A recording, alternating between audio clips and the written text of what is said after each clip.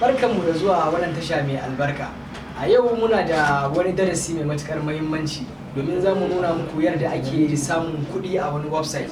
Wani website ne ya ake samun kuɗi, sai kun biyo mu a cikin wannan bidiyo. Za mu nuna muku dalla-dalla yadda ake samun kuɗi a wannan website ɗin.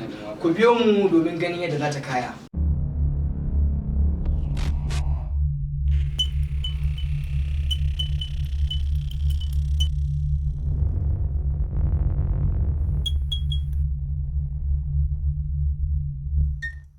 Wannan website ɗin namu wanda sunan shi revs.com, rev.com.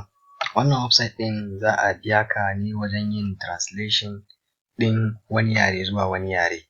Sannan hanya mafi sauƙi da za ka bi wurin canja wani yare zuwa wani yare duk za mu nuna maka shi insha Allah a wannan darasin. Sannan shi wannan website gashi nan sun faɗi irin abubuwan da suke yi da kuma irin abubuwan da yake yiwuwa. Ga wannan sun ce idan kai transcription za a baka 1.25 per minute na dollars. Kowane minti ɗaya idan kai za a baka dala ɗaya da cent 25. Wannan gaskiya yana da matuƙar muhimmanci. Sannan wannan ma gashi nan captions, akwai foreign subtitle.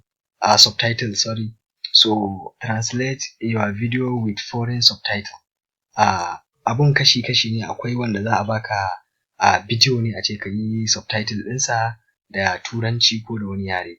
So idan ka samu shiga wannan site ɗin ka je ka buɗe account, ga wurin da ake shiga a buɗe account a nan. In ka danna login,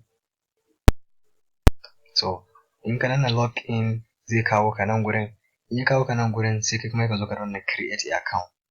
In ka danna create account a nan gurin sai ka zo ka daga nan sai ka shigar da duk wani bayanai da ya shafe ka, suna da passport ɗinka da email address ɗinka da kamfaninka, sai kai creating account.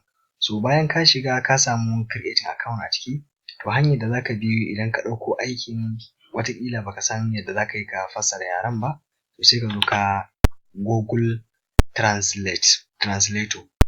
Wannan Google Translator ɗin kowane yare akwai shi a cikin nan gurin.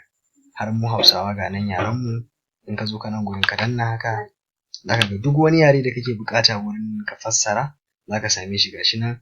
Akwai yare kala-kala, akwai Albania, akwai gasunan, akwai Yoruba, akwai waye. To mu sai muka zaɓi Hausa, sannan mu za mu yi misali ne da Hausa. To in ka zo ka nan gurin cin da Turanci zaka fara rubutawa, sai ka zo ka rubuta rubutunka da Turanci a nan. In ka zo ka nan gurin zai translating maka duk abin da ka rubuta a nan gurin, zai kawo ka nan gurin ya ma translation.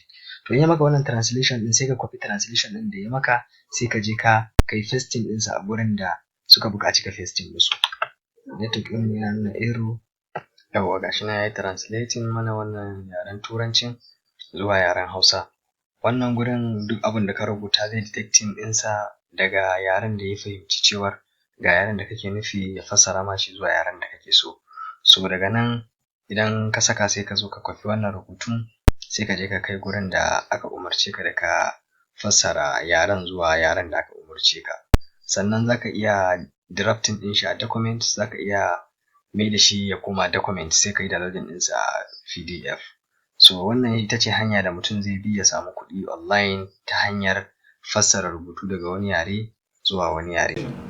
To kun ga dai da ta kaya a cikin wannan bidiyo, kun ga yadda za ka yi amfani da wannan yanar gizo da wannan manhaja domin samun damar mallakar kuɗi online.